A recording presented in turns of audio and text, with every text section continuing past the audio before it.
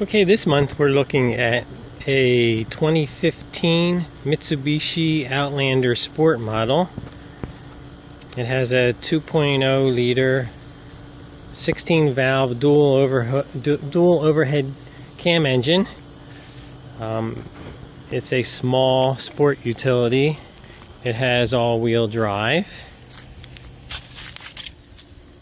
And the one that we got for review is obviously black. So let's take a look at it. You've seen the front, you've seen the side. Here's the rear view of it. And another side view of it. Okay, so let's go look inside. Okay, this is the driver's side door. It has the power windows, the power door locks, and the power side view mirror controls. If you look at the seat, you'll see it has electric seat controls. And let's look inside. Here's our dashboard. The shifter, you can leave it in drive if you want, or you can actually manually shift it if you pull it down and go up and down. And also in the Mitsubishis, a lot of the Mitsubishis have the paddle shifters here. This is, you'll see the plus and the off, and over here you'll see the minus paddle shifter. So if you want to downshift, you use that. If you want to upshift, you use the plus. Okay, let's start the vehicle. Start the vehicle. It has one of the keys that you don't need to, there is no place to stick it in the ignition. You just have to have the key with you. And then you reach over here and push on start while you're pushing down on the brake. And here's the control center for the Mitsubishi. And over here, a Rockford Fosgate stereo system with 6 speakers, 6-inch speakers, and in the back it has a 10-inch subwoofer. I'll show that to you when we get around in the back. And as I was looking through this, if you go to audio, let's turn that off. If you look through it, it'll tell you, let's turn it down, huh? You'll see that if we go to our different menus, let's go back to the audio. I wanted to show you something. It does have a CD player, but it wasn't real obvious for me at first. If there's a little open button here, and then it gives you an option to disc eject, and then to just open the monitor. And it actually opens, and in here you'll see that there is an SD card for your maps, for the GPS maps, and then there's one that you can use to put in your own music if you'd like. And then right up in here is the actual slot where the CD will go to play your music, and when you want to close it, you just hit the open button again and it closes it. Stereo sounds very nice. It has, for the climate controls, it has down here, you'll see there are heated seats for both the driver and the passenger. And here's your fan control, your temperature control, and then your windows, your floor, and your vent controls. And if you want, you can just put everything on automatic, and it will automatically control where the air goes to, and how strong the fan will blow, as you can hear. Let's turn that off for right now so you guys can hear me. It has a cup holder up here, 2 cup holders here, a center console, and here's the inside. You'll see that there is a USB connector in there, and there is a power outlet. I can show that to you. Another power outlet in here. And it has a 2-part to the console, where you have a little tray that you can store keys or change or whatever you want in here. Inside, one of the nice features about it is that it has a very large panoramic sunroof in it. And it has a cover if it's too much sun for you. it has a cover here.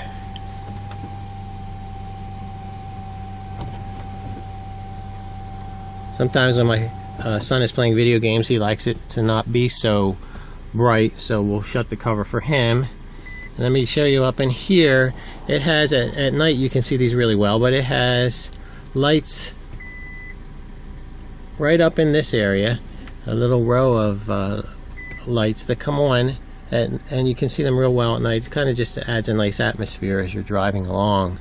And it has a dimmer, that's the brightest. There's more dim, and even dimmer. You can't really see them during the day that much, but at night you can. And then you get the long beep for when it's turned off. Has an automatic adjusting rear view mirror. Let's turn this off. It has a tilting and tilting steering wheel, and that's done manually here with the button right down here. Oh, one of the nice features that I really liked about it is it has the LED lights in the front. Most of the new vehicles have the LED running lights. I want to show them to you. But it also has a headlight adjuster here. You know, when you get too many people in your car and it makes it sit lower, and then the headlights are shining up higher in everybody's face and people are always flashing their high beams at you to turn down your lights. Well, it has separate adjustments in here, and what it will do is tilt the headlights down so that you won't be shining your lights in everybody else's face. And I thought that's really a nice feature. And this is your traction control off. Here's your four-wheel drive, and as you push that, in here you'll see it says four-wheel drive. It's not, you know what, and let me close the door because it's not showing you the full thing. Once you close the door, there you go. There's the four-wheel drive lock, and then there's goes back to the two-wheel drive. So you know what gear you're in, whether or not you're in four-wheel drive or two-wheel drive. It has an automatic four-wheel drive, and then it has the lock four-wheel drive, so you can manually control that you're in four-wheel drive all the time, or you can leave it in auto, and when the car senses that it needs to use four-wheel drive, it will automatically shift into four-wheel drive for you. Very nice. Okay, let's take a look at the engine compartment.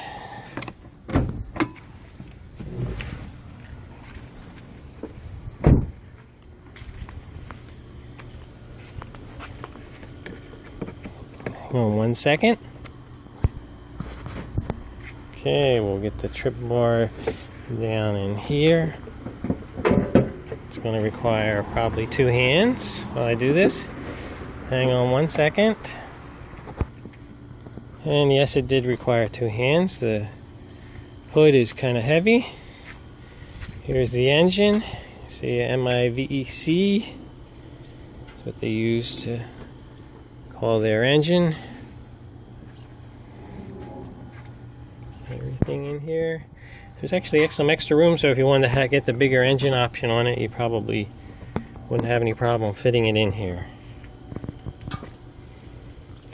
But as I said, the 2.0 liter worked fine for us. Okay, that's the engine compartment. Well, let's leave that run. I want to show you the front lights, the running lights that it has. They're not really running lights, they're driving lights. A lot of the new cars have the driving lights now. I don't know if you can see them real well. So here are the driving lights. Whenever you're driving the car, these LED lights are always on. They won't come on when you're in park, so I put it in the parking light setting, so the parking lights are on up in here so that you could see the LED lights. Okay, let's go look at the trunk.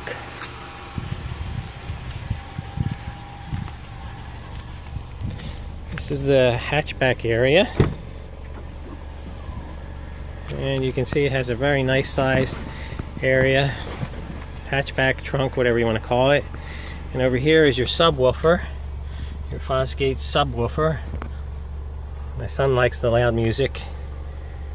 And in here you have your spare tire, and it's not a donut tire, it's about a 3/4 size tire of the full tires, which is nice. A lot of the newer cars use the small donut tires to save some space. And here's looking forward in the car, and I'll just show you the back seat area.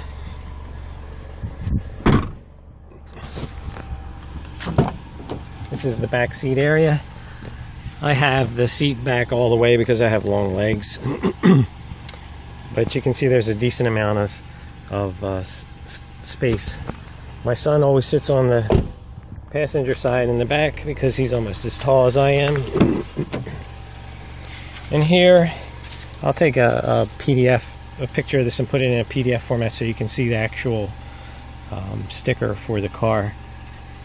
But the base price, the price as this car is equipped, is $29,945, and you can see the average fuel economy is 27 miles to the gallon. On the highway, 30. We got a little bit better than 30. We went down to the beach, which is about an hour and a half ride, and came back, and we averaged a little bit better than 30 miles to the gallon, which was very nice. Okay,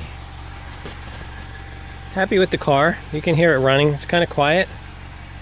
Has enough power to get out of its own way. It's not, you know, the most powerful engine in the world, but it's a nice, reliable vehicle.